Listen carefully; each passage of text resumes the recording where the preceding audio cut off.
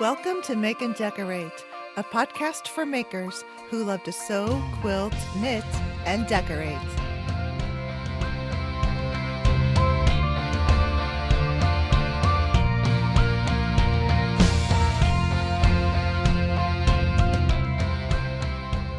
Hello, everyone.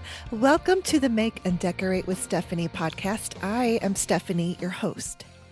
The main topic for today's episode is sewing fashion and quilting trends of 2024. We're really can't believe we're at the end of the first quarter already, but it was fun to research this topic and to present my thoughts on them, as well as gathering some resources for you to check out to make some trendy fashion, including some patterns and fabrics that are trending this year. Since this is a solo episode, we'll start with some chit chat first.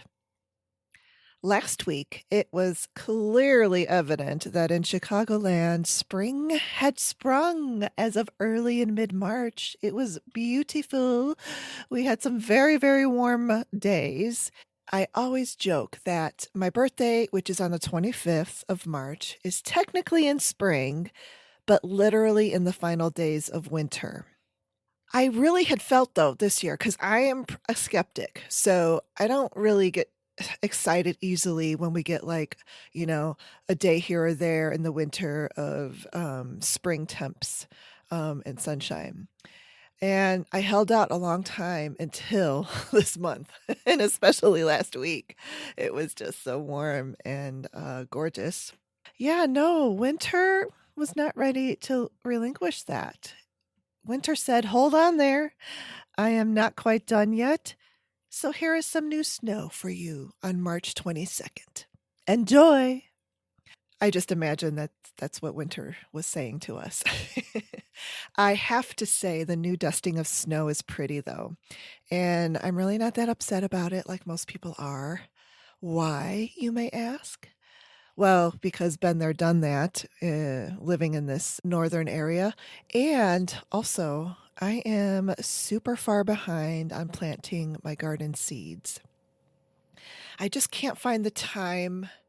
And when I do find the time, I'm usually exhausted. I don't feel like doing much. I've been doing a lot more work, as you already know. I've been talking about that over the last few months. And I know it's almost too late to plant some seedlings, but I figured I'm going to try to get them planted anyway, see what I can do. I'm not going to stress too much over it.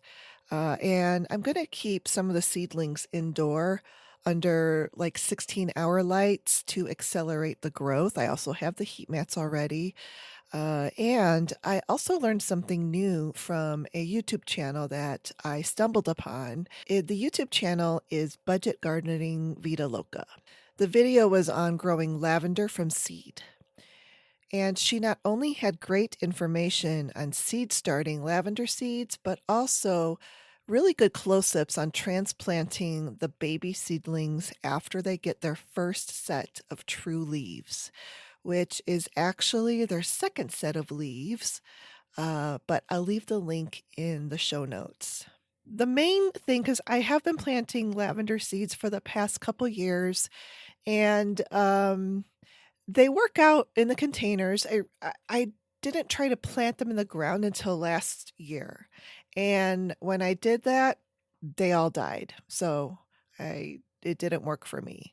And what I learned from this video from Vita Loca is that to not plant the lavender plants outdoors too early, because they just don't handle the transition well enough. And she plants hers at the end of spring, like early summer. So I thought that was a great idea, and I feel like that is what happened to my lavender seedlings last year. They were just too small and weak to handle even hardening them off, like you're supposed to. I did. But they were still just not strong enough to really handle the outside elements, I don't think. And also, she said that when they're in the ground, they're very drought tolerant. So the other thing is to try not to overwater them. So I'm going to try to remember that. I don't really have a lot of sewing um, projects from the last few weeks, except for English paper piecing. I've made some jewel and hexie flower blocks with some hand embroidery details on them. They do come together quickly. I can get one flower block done in an evening um, without the hand embroidery. The hand embroidery sometimes can take as long as it does to stitch the entire EPP flower block together.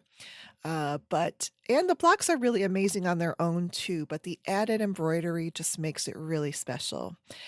I have a few special projects planned for these blocks, and I'll be making them into mini quilts to practice my hand quilting. I just finished the hand quilting on the first one. I did a 2-inch diamond grid pattern. I was smart enough to use thread that blends into the fabric, and you don't notice any mistakes, which is great because I'm fairly really new at hand quilting. I think this is only like the second thing I've ever hand quilted. And I just finished it and it looks nice. I like the way it looks. And the 2-inch, I wasn't sure about the 2-inch. I was actually going to do more like a 1-inch grid, but I thought that's a whole lot of extra lines of quilting to do. And now that I see the finished um, first one that I did with a 2-inch diamond grid, it's perfect. I really, really like it.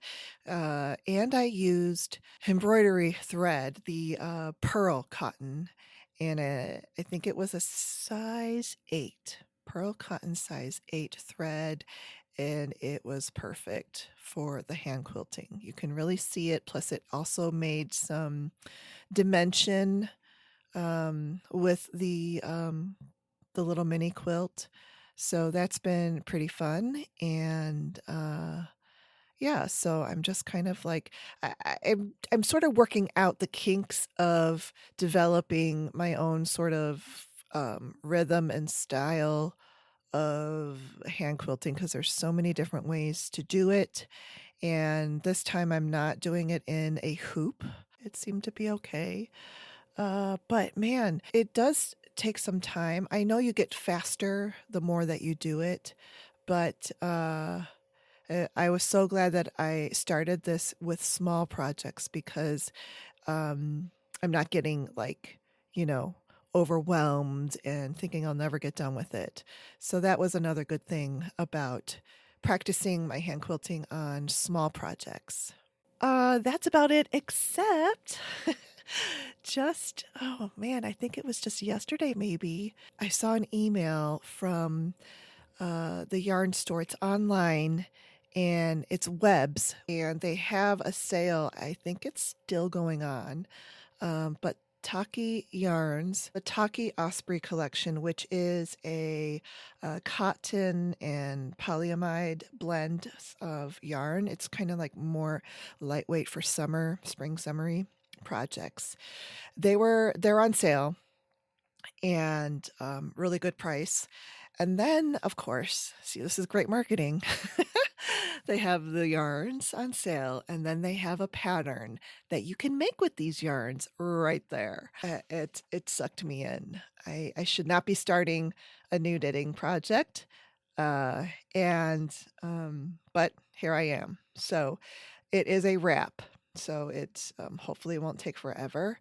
It's called the Sag Harbor Wrap. It's an E pattern by Taki Yarns, Tahki Yarns, and it's really pretty. It's very airy because there's a lot of it's like a lacy. So there are a lot of, I would say, holes throughout the stitch pattern, which would make it breezy. But I also love the colors of this yarn and how they gradate through different colors. There's blues, and then there's like a neutral, sort of a linen-y color, and then it goes into more of the pinks and purple, mm, sort of type of color.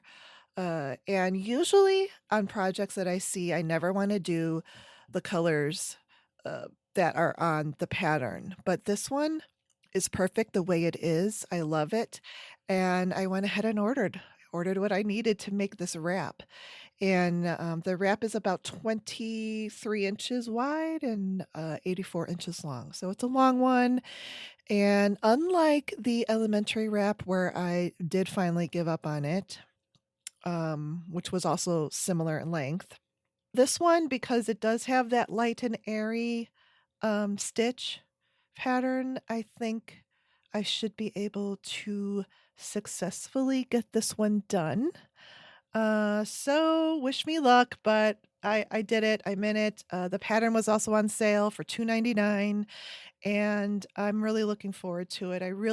Um, I thought about it long and hard, and I was thinking, well, if I do take time to make this, I need to really try to get it done and make it so that I can wear it this season. And I mean, it really could even be worn into like really late summer, early fall. And it can be worn in several different ways because of the length and width of it. And those colors are all the colors that I usually tend to have in my wardrobe, so that was another plus. And yeah, it's just weird because like uh, some of the things that I really kind of gauge my sort of should I, shouldn't I sort of thing, invest in this and try to do it is do you really love it? And I do. I just love it. Love it, love it, love it so much.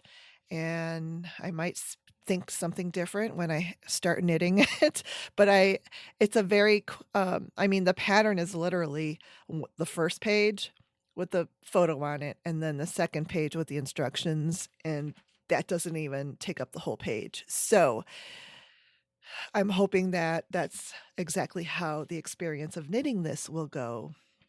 Um, so there's a lot of like, knit two together and purl two togethers, which makes those little gaps in the lacy look and feel of this wrap.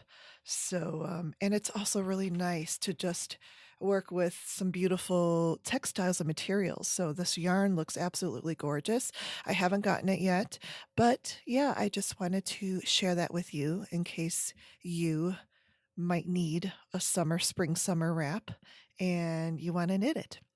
So it is again Taki Yarns. It's the Osprey yarn collection, and it's the Sag Harbor wrap is the pattern. All right, let's move on to what I have been watching. So Hulu, I saw a movie. This is like a throwback movie from 1992. My Cousin Vinny. This movie, I've seen it. I've seen it a few times, and I haven't watched it in, many years.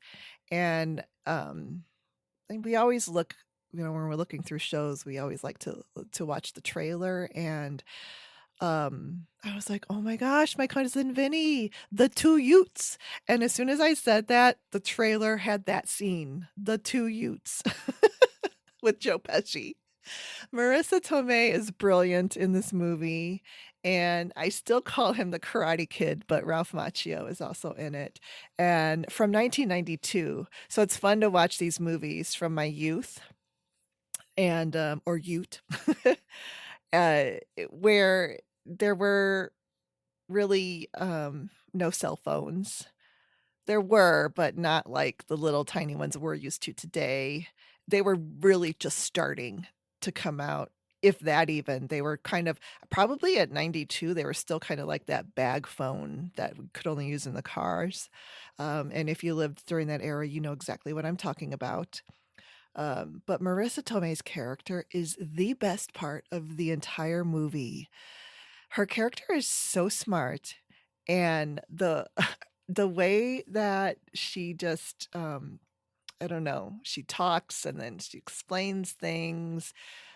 She surprises everyone with her knowledge, um, but she never flaunts it, and really holds her own against her boyfriend lawyer, Vinny. And the general synopsis that the two young guys from New York get framed in a murder trial in Alabama. And they didn't do it, of course, but their lawyer is one of the boys. They're young guys. They're not boys, but really young. And his cousin, Vinny, is a lawyer, but not a trial lawyer, though. I think he's a different type of lawyer. But anyway, they get him to represent them, and it's really fun to watch it. There's a lot of humor, and because they're from New York, they really play up the Brooklyn accent. I can't even do it, but Marissa Tomei is perfect at it, of course, and so is Joe Pesci. So I recommend that one on Hulu. I have PBS Passport, and I'm catching up on Miss Scarlet and the Duke. I was a season behind, and so now I'm caught up. I watched season 3, and I'm about 2 episodes into season 4. Season 4 starts with a lot of changes and some new storylines, and I'm on the Masterpiece Theater email list. So what I'm about to say is a spoiler. If you watch this show and you don't want to know what is in store for season 5, I'm going to give you a moment to fast forward a minute or two, and then I will let everybody else know. So, fast forward, pause, fast forward, whatever. All right, that gives them enough time. All right, they're gone. Okay, the news is the actor that plays the Duke has left the show. He's decided not to come back for season 5, which will is a huge, disruption in the main storyline of the show since those two are the main characters. So when I read that, the changes to season 4 make perfect sense now. And I do like his character, the Duke, but I do feel like the show played that wistful, are they or aren't they going to fall in love? They just played it into the ground. So I do find actually the character of the guy that hired Miss Scarlet, he is also a private investigator. And they have some really good banter between them. But he hired her to run the London private investigation office. And I find that storyline really interesting. So maybe he and Miss Scarlet have a future. We don't know. But that is catching up on Miss Scarlet and the Duke. My husband and I are watching Shogun. It's on Hulu. We love this show. I know it is a remake of the same show from the 80s with Richard Chamberlain, but I was too small to watch that one and let alone even remember that version. This one I really love. I don't have it to compare to the old one, but it has everything. It has mystery, intrigue, betrayal, budding romance, and cinematic beauty is everywhere. It is gorgeous. And it also though does have violence, and I do turn my head away when it gets to be too much. But they don't dwell on the violence, thankfully. So it's short lived, but it is there. Warning. But so much of the show though is not that. So that's why I really do still, I love the show. The other thing to note about Shogun is that it is set in the 1600s where world exploration was still in its formative years. And the only Europeans Japan had seen at that point, according to this show, were Spanish and Portuguese, who were Catholic, because that plays a role into the show as well. And then a non Catholic Englishman arrives while there is instability among the different Japanese family groups that rule Japan. So that's just like a general synopsis of how it begins. And I just love this show. You might want to give it a try if you like that type of genre. All right. So here is some music between the segments. The name of this song is The Other Side, performed by Snow Bones. It is a longer song. It's about 4.5 minutes long, but I like it. It's energetic and cheerful, so I thought you might enjoy it as well. But you are always welcome to fast forward the 4.5 minutes to get to the main topic. Hoping for a sincere performance, but open to finding the moment, to finding out where I'm headed now. Looking for a sign of disaster, so I can make it there faster. I'm weighing the consequences out. I can see in all directions. It's all open to interpretation, but I see colors that are breaking from the other side, the other side. When I make mountains out of summer trails, when I buckle under all the details, I'll keep going till I make it to the other side, the other side.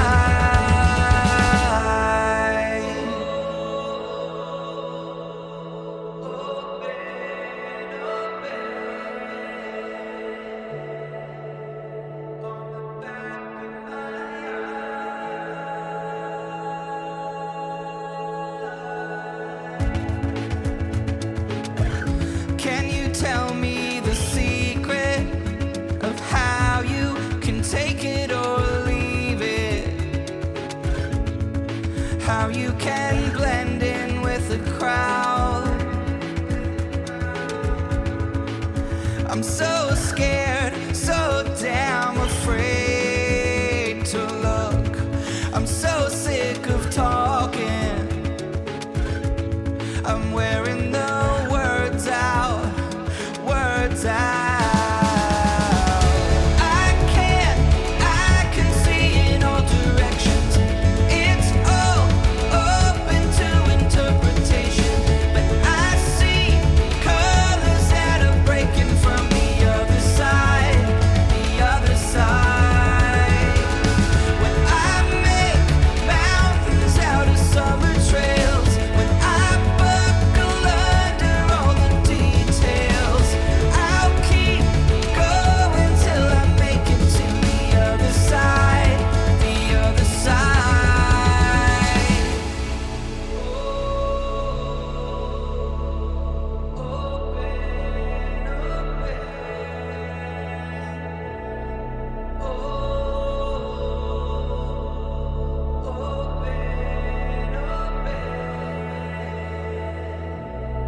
When it feels like everyone's out to get me,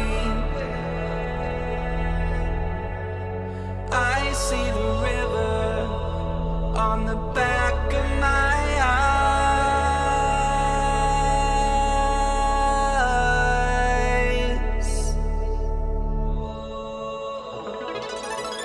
I can see in all directions. It's all open to interpretation, but I see colors that are breaking from the other side, the other side.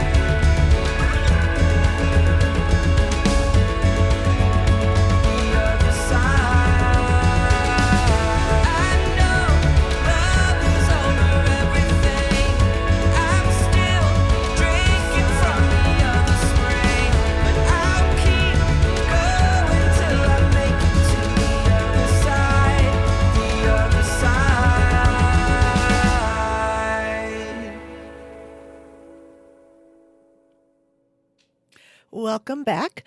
This segment, I have sewing and quilting trends of 2024 to present to you. In 2024, the sewing trends are influenced by the latest fashion trends for the upcoming spring season.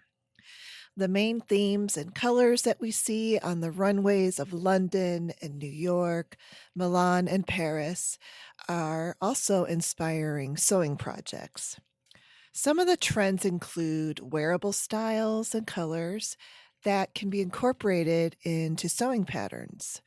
Designers are showcasing innovative designs that can be recreated through sewing projects, providing sewers with a range of options to express their creativity.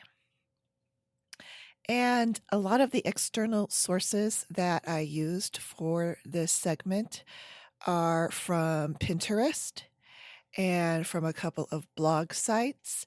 One of them is the blog Dream Cut Sew. She did a blog post on sewing inspiration from Spring Trends 2024. And then I also looked up some of my own sewing inspiration trends with the fabrics that are out there available or coming, and sewing patterns that I thought would work also for the trends set forth by the haute couture runways. It's kind of funny because before the internet and specifically social media, fashion and interior decor trends were always dictated by the hoity-toity fashion shows of the, like the New York and Milan and Paris and stuff, by the super wealthy and the fashion designers that designed for these people would trickle down to everyday off the rack, ready to wear fashion. But now I think that upper echelon also has to cater to social media trends, and influencers can now sort of introduce things that will become viral or a trend, and then you'll see that incorporated into those big fashion shows. So I think that's a huge pivot from how trends used to become. I'm going to read a couple of excerpts from the blog Dream Cut Sew and also from Fashion United, with a bit of paraphrasing and some of my own tidbits mixed in with that.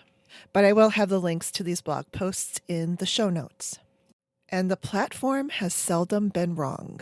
Among the highlighted trends forecasted for 2023 was the rise of ultra-femininity in fashion, which has since manifested itself in the whimsical bows, lacy motifs, and airy styles seen across the runways at Fashion Week and social media trends. This year, the feminine frenzy will continue with bow stacking, thanks to 190% and 180% uptick in searches like bow outfit, bow necklace. 2024 will continue the love of the frilly detail, adorning the accessory onto the hair, shoes, bags, and overall looks. On the masculine side of fashion, Pinterest noted the emergence of, okay, are you ready for this? Eclectic grandpa. In 2024, chiefly among Gen Z and boomers who will embrace grandpa core and bring eccentric and expressive elements for the ages to their wardrobes. They encompass retro staples and layered cardigans in the 70s-esque hues.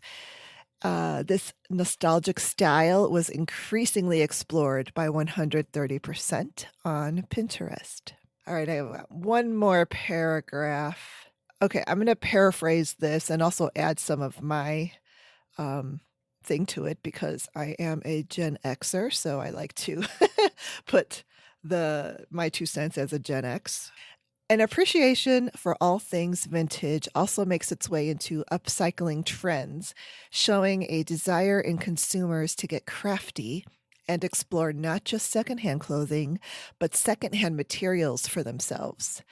Similar to the DIY fad of the 2010s, Give a Scrap looks to be the upcoming fashion project for boomers and Gen Xers alike. With searches like zero waste sewing patterns and leftover fabric, they're both up to 80%. Consumers are gravitating toward habits that drive sustainability in their personal approach to fashion. That really has been a growing trend I have noticed over at least the past 5+ years.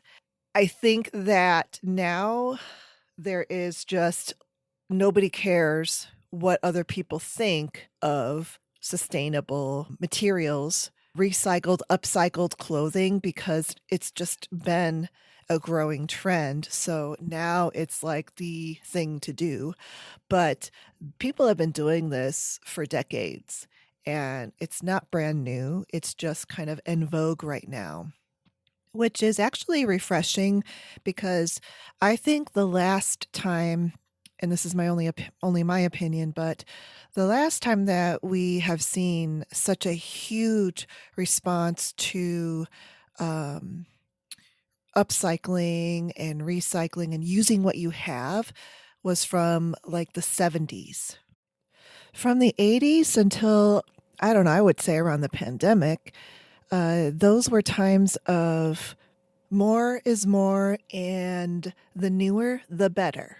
And what I also observe as being part of these trends is a return to crafting and making things by hand, taking a more important role in the fashion and decorating parts of our lives. We are paying more attention to utilizing what we have, fabrics that we have, clothing that we have, uh, not only recycling, but upcycling. And I think for me, upcycling has become more prominent even with my own way that I look at my clothing before I let it go or donate it. I look to see what can be done. And now, because before then, I would kind of like save a bunch of stuff and put it into a garbage bag with good intentions, but not having the time to actually make those changes.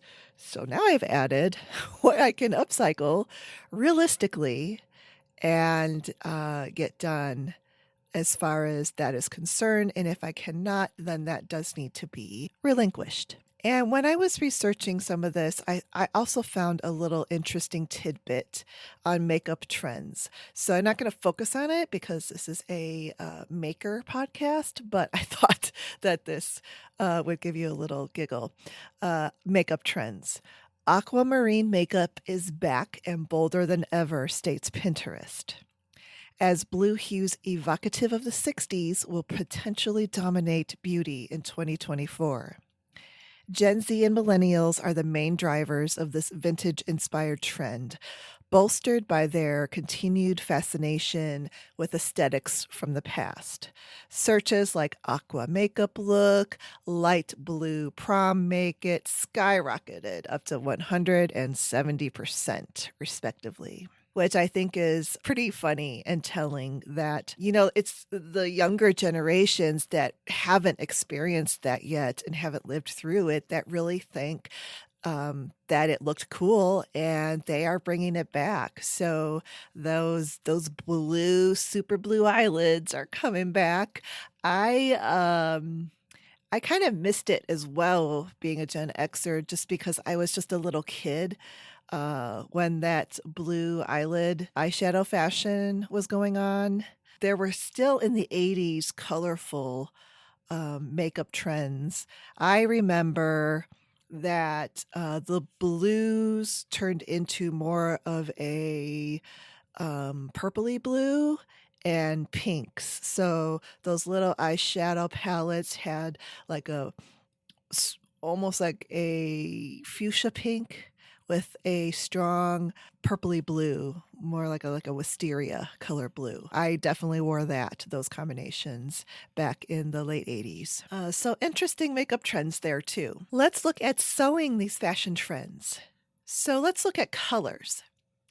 If you like to be on the trend, or like me, I pick and choose what appeals to me and then do my own thing with colors that I like, and I know that works for me. So here are the spring trends from New York Fashion Week versus London Fashion Week.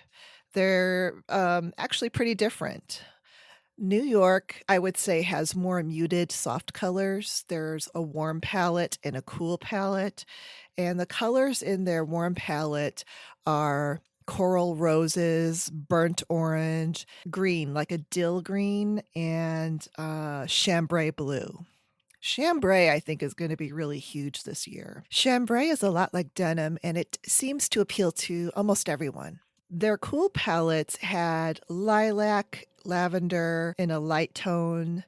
There was also a really dark, deep blue, cool violet blue that they called marlin, yellow, green, and turquoise in the cool shades. Moving over to London, they had more vibrant colors. They had turquoise and royal blue, mustard yellow, hunter green, and like a cinnamon color. And their lighter colors were chartreuse. I did see a bit of the dill green again, and a red that was more like a warm chili pepper red. And then they had a very primary color orange. So those were the London colors. They're definitely much more, like I said, vibrant and really not afraid of color whatsoever. Versus New York was doing more of the muted colors. Both New York and London had neutrals in brilliant white. And white is a huge color for this spring summer. You know, dresses and denim, it's all about white. And taupe is another neutral that they both had. Of course, some grays, but surprisingly, no black on New York's Fashion Week. Isn't that like unheard of? It's like black is usually always on runways, and it's especially like a New York color.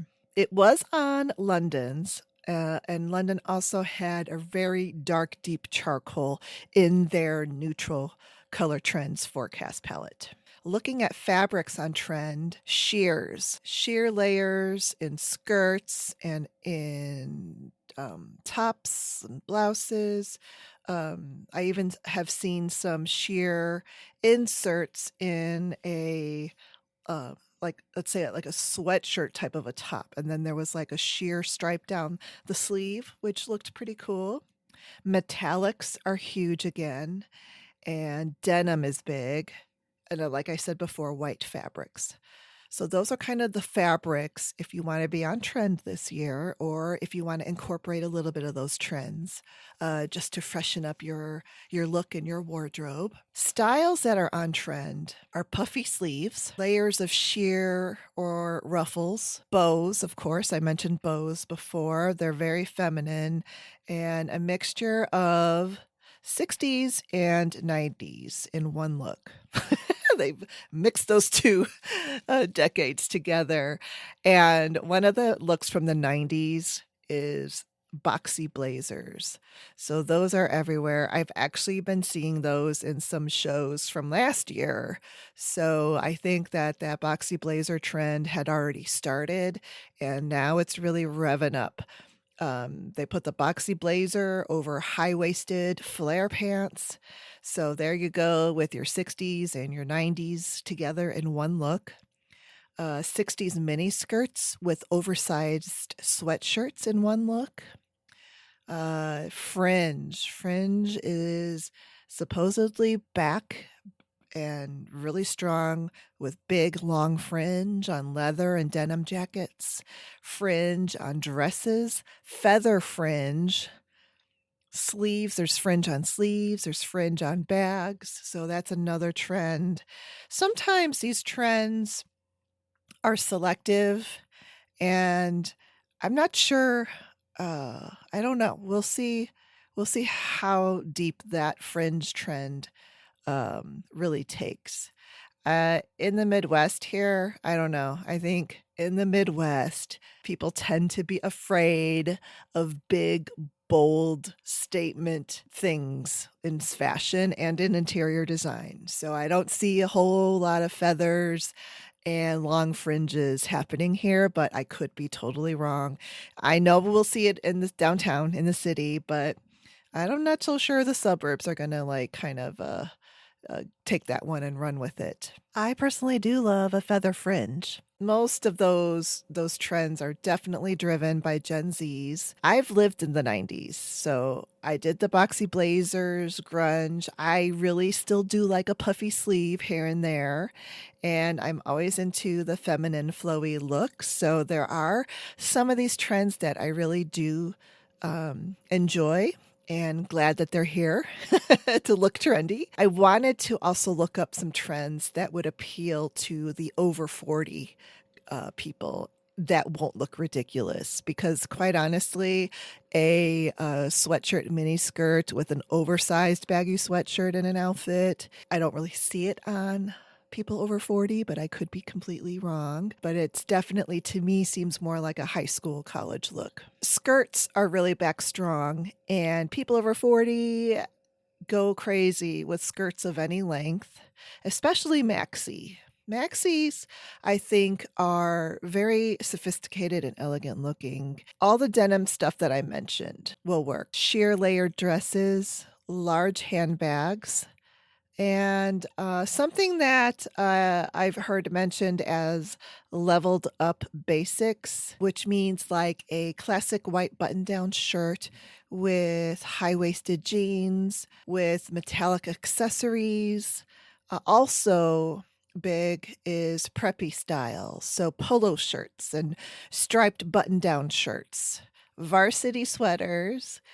And if you're thinking, well, what is a varsity sweater again?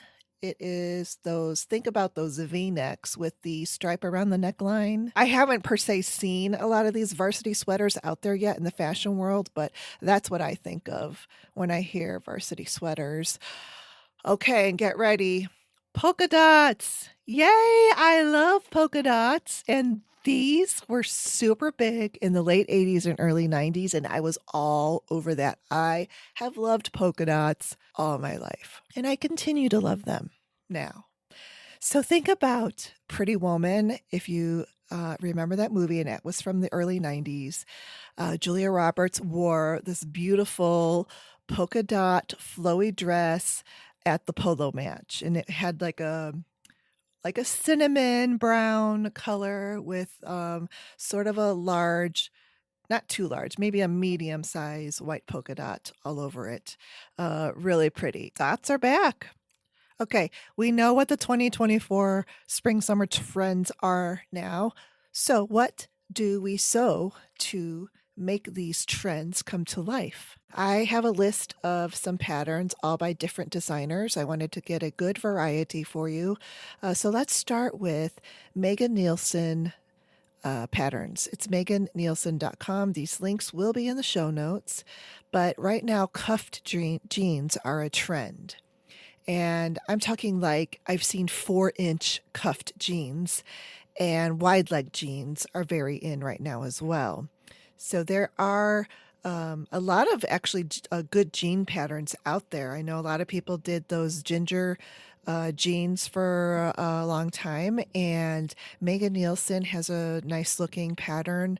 And Megan Nielsen patterns are done separately, similar to Cashmerette, in that they do like a 0 to 16, I think, in one size range. And then she calls the extended size range curve jeans, curve skirt.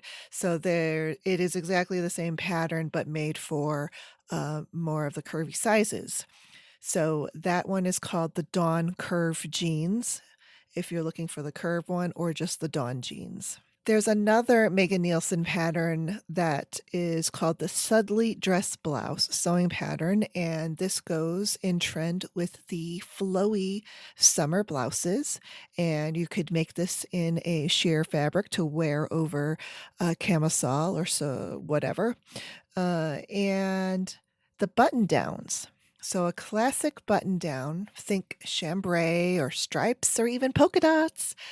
The Harrison shirt pattern by Cashmerette would be perfect for this. I do love Cashmerette patterns. They are very easy to plan for.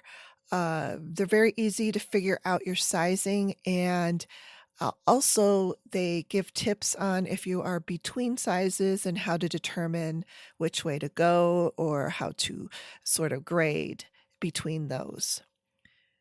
Another cashmere pattern that is perfect for the polka dot and dress trend is the Hollyoak dress pattern by Cashmerette. This is a sleeveless dress pattern. It has a long length and then it buttons down the front. The Hollyoak, I've been wanting to make that for years now. So maybe, hopefully, this summer is the year I make it. We'll see.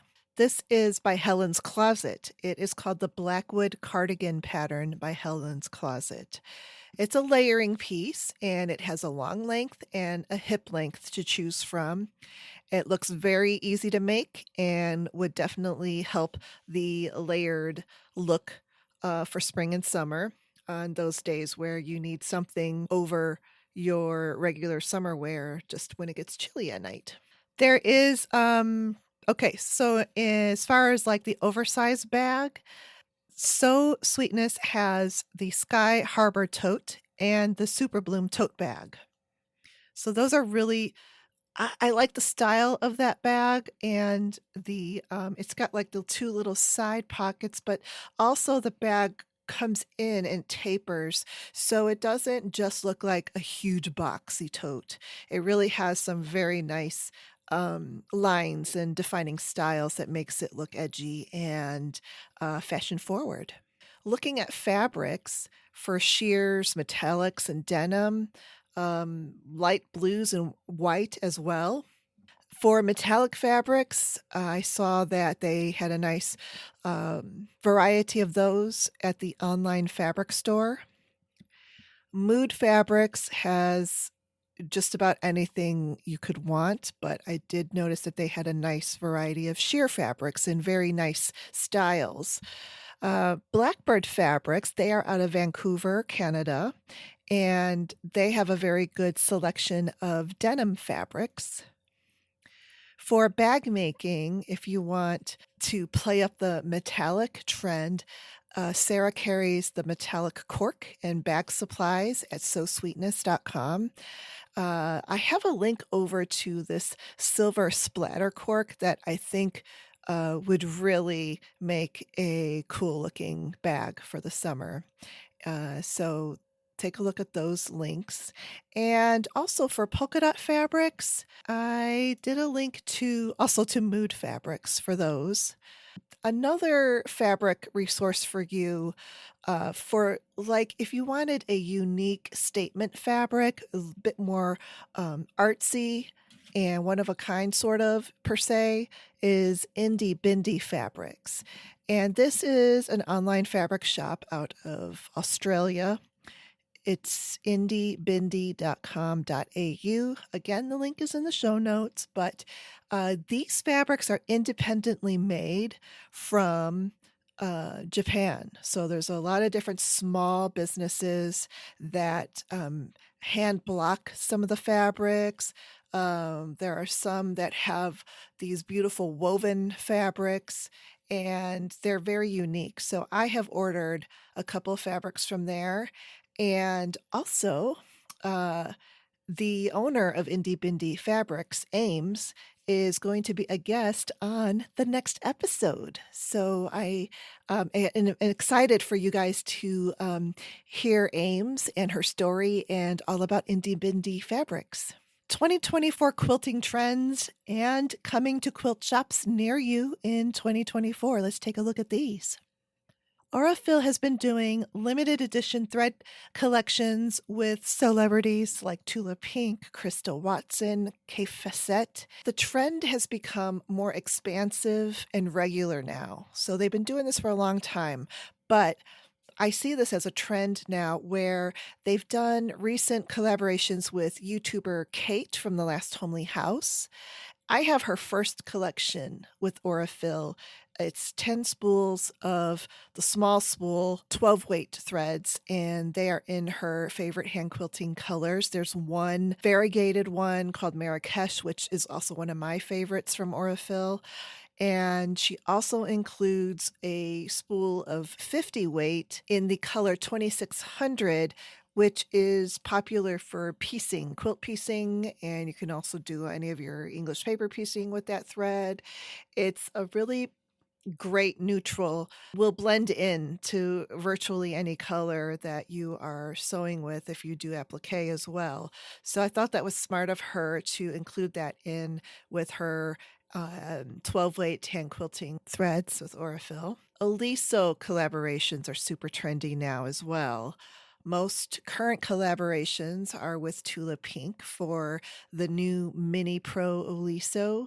This is really cute, and it's got at the bottom of the iron, it looks like her fairy dust pattern is on there, and of course it's pink. The other iron is like the regular size, the larger Oliso iron with Mimi G.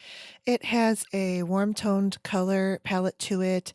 The handle is in a light and dark tan colors, and the bottom part that has the pattern has a really nice sassy leopard print pattern on it. On the metallic trend, Moda's V and Company released some new ombre metallic dots that are available to order now or to pick up from your quilt shop. And on the polka dot trend, Krista Watson, which we just talked about this in the previous episode, has dazzle dots out now with her. Now, these are small polka dots and also square per se polka dots. She is right on trend with those dazzle dots, and she's got some more dazzle dots coming out in early fall of 2024. My final thoughts on 2024 sewing and quilting trends. As with interior design, I am not an avid follower of trends, but I do like to be aware of what is trending in decoration and fashion. And I do get excited when trends include my own favorite things, my favorite colors and styles. And I like to pick a couple of what will be short lived trends. For instance, I think this year, something that's going to be trendy and kind of like in and out are the fringes. And I also think what's going to be in and out are the sheers. But denim, I don't know. I don't think that ever goes out of style. I think it's more the cuts and the features done with denim that can make it look and be super trendy. Like this year is going to be those flared bottom of the high-waisted denim jeans. So yeah, that one probably is going to come and go. But your classic bootleg and your classic straight leg denim is here to stay. When I look at the newest trends for the year, I also notice the colors that are more classic and never out of date. So, for instance, this year, the trend of white, denim, and all of those neutrals of the taupes and charcoal and things like that are just great to have any time of any year and decade. Would be very classic. The white button-down shirts and denim are always on trend. They never go out. Accenting neutral colors with pops of saturated colors also are always, I would say, I keep saying on trend, but they're always classic. So, I mean, except for the all gray from head to toe, that was a trend several years back, and I'm so glad to wish it bon voyage. What trends will I try this year? I like a lot of the trendy colors like the coral rose, white, lilac, and the light chambray, any of the blues. Fashion, I like the flowy light layers in dresses and skirts. Like I said, I have that Hollyoak dress pattern. It's perfect for this trend. Metallics are a favorite of mine, and I already have a pretty pair of metallic Birkenstocks. So that will actually be on trend this year. And as far as chunky jewelry, um, I just got some new earrings, and they're from J. Jill, and they're in like this amber color, and they did happen to be chunky hoops. And chunky hoops was a popular search on Pinterest. So that's why that kind of became on their trend list. And so I didn't really know it at the time, but hey, I got some chunky hoops now. They're not giant hoops. They're like, more like a medium, like small size acrylic. It looks really pretty. And what else? Polka dots. Yes, polka dots. I am all over that. And for quilting, polka dots also align with the fabric trend. And yeah, I would also like to add more 80 weight Aurifil thread colors for my English paper piecing. I see that they have some new colors coming out in the 80 weight. And there's a really pretty, sort of like it's like a blue-green, like a sea green or something like that. It's not mint, but it's a little bit darker than it's in the mint family. Just go a little bit, like a couple shades deeper. That color. And what else in the quilting world? Oh yes, I think I I have ordered the Mini Oliso Tulip Pink iron, so I'm looking forward to getting that and trying out the new upgrades on it. In quilting, I looked at what like quilts per se would be on trend this year, and it's I just think it's there really isn't like a single trend that I can really see being dominant yet. I think that there is so much going on in the quilt world. The one thing that I think may be on trend in the quilt world is the fusion of traditional and modern. So I think that there is a definite bond and melding of those two styles mashed together to create new and interesting quilts. So that is what I think is the new quilting trend out there, as well as a lot of hand work. I, you know, probably say that because I am definitely into the hand stitching arts right now, but I also notice from other people's podcasts that they are also have hopped onto that as well, as far as some cross stitching, crochet, knit, hand embroidery. So those are, I think, here hopefully to stay, but they're definitely gaining in popularity. There you have it, my 2024 trends of spring and summer for fashion, sewing, quilting, and a few other tidbits thrown in there.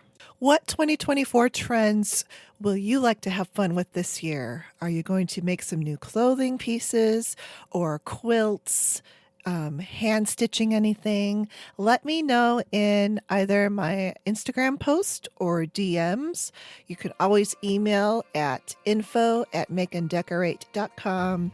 I really want to hear from you and see what everybody is planning to dive into for this spring and summer. Until next time, take some time to make and decorate something. Bye-bye. If you love the Make and Decorate with Stephanie podcast, check out my Patreon page at patreon.com/makeanddecorate. You'll get a bonus episode every month, even during the months that the show is on hiatus. Thanks for listening, and I will chat with you next time. Bye-bye.